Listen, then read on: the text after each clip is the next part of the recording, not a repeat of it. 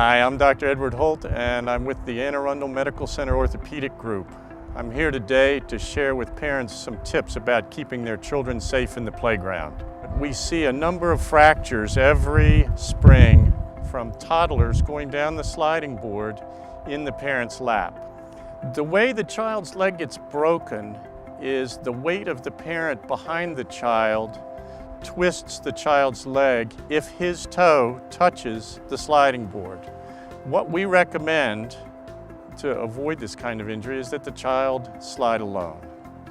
If the parent just can't bring himself to let their toddler go down the slide alone and wants to carry the child in his lap, then the parent has to make sure that the child's feet don't touch the slide.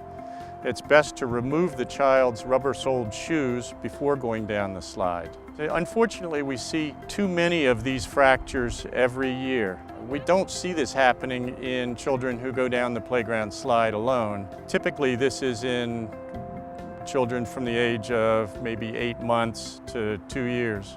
When this sort of injury happens, whether it's on the playground slide or some other playground apparatus, the child will refuse to bear weight or will be cranky and fussy all evening and all night. And at that point, the parent should suspect that the child has a fracture in his leg.